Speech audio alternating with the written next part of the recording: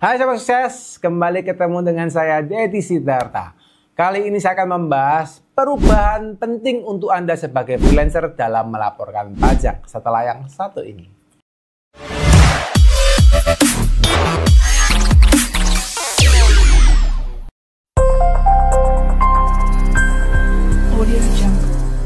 Oke teman-teman, gimana kabarnya semua ya? Semoga selalu sehat, diberkati dan sukses dan berbahagia ya buat teman-teman. Wah, happy nih hari ini ya. Saya hari ini mau ngomongin topik soal freelancer ya. Teman-temannya jadi freelance siapa nih? Yuk komen di bawah ya.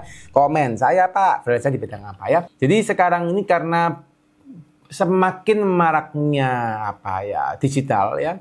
Tentunya banyak membuka peluang usaha buat teman-teman yang mungkin pengen bekerja sebagai freelance ya. Entah apapun itu, Anda sebagai bookkeeper, sebagai editor video, sebagai content creator dan sebagainya ya. By the way, itu profesi-profesi yang memang tersedia saat ini dan banyak ya. Cuma saya kasih itu buat teman-teman yang jadi freelance ya, tetap harus tingkatkan kemampuan. Ya kenapa? Karena biasanya freelance itu didorong ada kesempatan, tapi biasanya dimatikan karena ada kemalasan gitu ya. Karena kenapa? Karena Anda tidak ada yang mendorong untuk maju ya.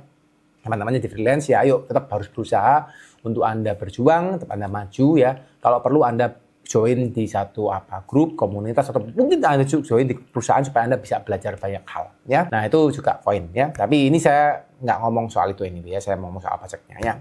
Nah kembali kepada terkait dengan freelance ya, dimana Anda yang sebagai freelancer itu biasanya mendapatkan sumber penghasilan dari mana-mana ya.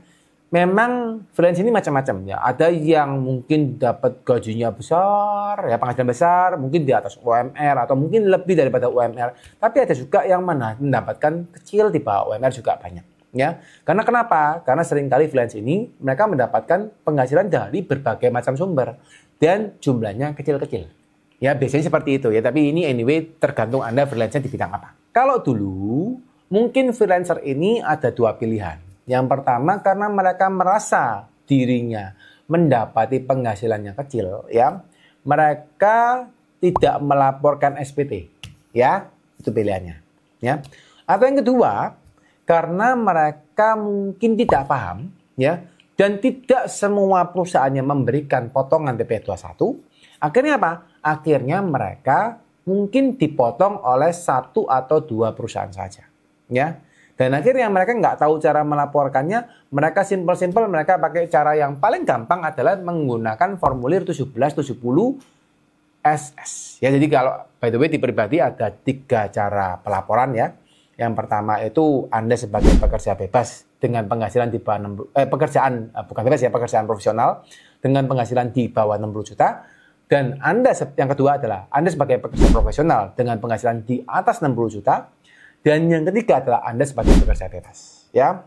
Nah, seringkali karena ketidaktahuan, ya, biasanya freelancer menggunakan formulir yang paling gampang, yaitu adalah 1770 SS, ya, yaitu dia menganggap pekerjaannya dia mendapatkan penghasilan di bawah 60 juta dan dia menggunakan formulir yang paling simpel, ya. Nah, memang formulir 1770 SS ini itu simpel banget teman-teman, ya, karena Anda tinggal melaporkan penghasilannya berapa, pajaknya berapa, terus Anda punya aset berapa, utang berapa, selesai, submit, selesai. Ya. Nah, cuma masalahnya harusnya 1770 SS ini atau formulir tadi ya, untuk yang Anda penghasilannya di bawah 60 juta dan bekerja hanya dari satu pemberi kerja ya, itu seharusnya cuma untuk teman-teman yang berprofesi benar-benar sebagai pegawai di dalam satu perusahaan dan penghasilannya di bawah 60 juta. Ya. Sedangkan freelance itu harusnya mendapatkan penghasilan mungkin dari banyak perusahaan, ya, mungkin dari banyak pihak, ya. Nah, akhirnya teman-teman sekarang diberikan satu ketentuan, ya, diberikan satu penegasan bahwa freelance harusnya harus melaporkan SPT dengan formulir 1770 saja, ya. Jadi Anda ketika mensubmit SPT tahunan Anda, kalau misalnya Anda melaporkan SPT tahunan Anda harus memilih Anda pekerjaannya sebagai pekerja bebas. Ya. Jadi Anda mendapatkan penghasilan dari sumber yang bermacam-macam. Ya. Cuma teman-teman yang perlu Anda pahamin memang kondisinya apa? Kondisinya formulir yang harus Anda pelajarin dalam mengisi SPT tahunan di pekerjaan Anda sebagai freelancer itu cukup banyak teman-teman ya. Jadi formulirnya ada berlembar-lembar ya. 1770 induk, 1770 halaman 1, halaman 2 gitu ya. 1770 strip 1, strip 2, strip 3, strip 4 gitu ya dan macam-macam ya. Dan itu panjang ya. Kalau di tempatnya 1770 itu memuat apa? Memuat yang pertama kolom hartanya apa aja ya. Jadi detail teman-teman. Tidak boleh total, detail hartanya apa aja. 1770 itu juga ada memuat apa? Hutangnya dari bank apa saja. Terus Anda punya apa? Keluarga siapa saja, ya. Lalu itu yang 1770 lampiran 4. Kalau di lampiran 3 ada yang ngomongnya apa? Soal terkait dengan penghasilan Anda yang bersifat final. Ya, misalnya dari penghasilan saham, tabungan, deposito dan sebagainya, ya, atau yang bukan merupakan penghasilan, ya.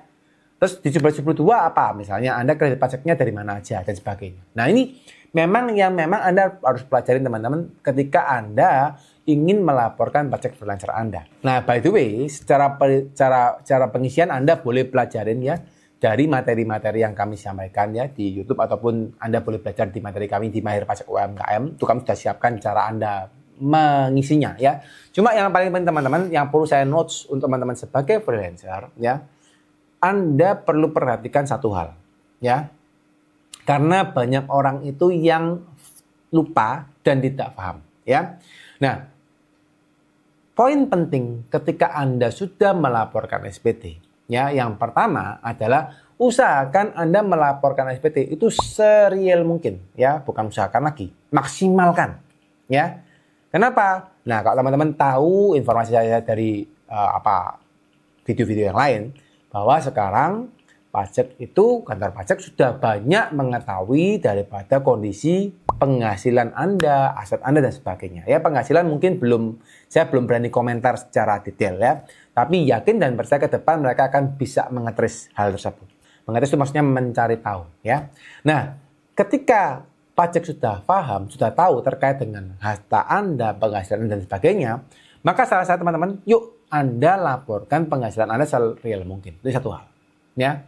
Hal yang berikutnya, ketika Anda sudah melaporkan harta Anda, terutama Anda ketika mengisi SPT tahunan Anda, yang perlu Anda perhatikan lagi adalah apa? Anda harus sinkronisasi antara penghasilan Anda dengan biaya hidup yang real yang Anda miliki. Ya. Nah, ini satu hal yang penting teman-teman. Kenapa? Karena banyak orang yang menulis biaya hidupnya itu kira-kira saja dan seringkali salah. Ya, misal, Pak, saya penghasilan dari freelance ini misalnya ngomong ya 3 juta per bulan. Berarti setahunnya 36 juta. Ya. Wah, Pak, itu saya biaya hidupnya berapa, Pak? Ya, paling 1 bulan 500 ribu. Ya, dihitung adalah uang makannya saja, misalnya ya. Nah, ternyata lupa ada bayar kos gitu ya. Ada bayar apa? Bensin. Nah, itu nggak dihitung. Ya, nah itu satu hal. Jadi tolong untuk teman-teman sebagai freelance ya, Anda harus menghitung juga biaya hidup Anda dengan benar. Ya, kalau Anda penghasilannya kecil di bawah PTKP 54 juta ke bawah, ya itu mungkin tidak terlalu krusial. Ya, tapi kalau misalnya Anda punya penghasilannya tinggi, ya kan Anda juga freelance yang penghasilannya tinggi ya, itu Anda juga harus cek benar-benar ternyata Anda freelance tapi Anda penghasilannya 1 bulan bisa 50 juta misalnya. Ya, nah Anda harus cek biaya hidup Anda berapa sih sebenarnya. Ya, kenapa? Karena semua data kita juga sudah tersinkronisasi. Contoh saja, Anda punya rekening listrik. Ya, rekening listrik Anda sudah gabung dengan NIK. Nah, ini kan satu hal. Nah, Anda lapornya misalnya pengeluarannya 2 juta, Pak. Ternyata listrik Anda sudah 1.750.000, kan nggak masuk akal. Ya, jadi Anda juga harus cek, oh berapa sih pengeluaran saya seharusnya. Nah, itu yang kedua. Yang ketiga teman-teman, yang juga perlu Anda perhatikan adalah apa? Adalah Anda juga harus memperhitungkan kalau Anda punya penghasilan dikurangin dengan kos, ya, maka Anda itu punya savingnya berapa? Ya, jadi penghasilan dikurangi dengan biaya hidup, ketemunya adalah tabungan yang bisa ditambahkan di SPT Anda. Nah, itu Anda teman-teman harus hitung ulang, ya. Jangan sampai waktu Anda hitung, oh ternyata kondisinya tabungannya itu harusnya Anda bisa nabung berapa? 50 juta setahun misalnya ya. Sudah Anda bayar pajaknya real, Anda udah kurang biaya hidup real, seharusnya Anda bisa nabung 50 juta setahun. Tapi teman-teman, ternyata di dalam kolom harta Anda di SPT itu tidak Anda tambahkan. Ya.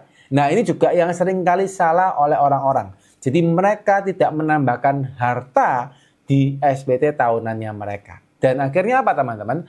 Akhirnya mereka tidak melaporkan hartanya secara benar. Ya. Ketika di waktu ke depan mereka mau beli aset yang lain, butuh penambahan harta secara SPT, mereka bingung.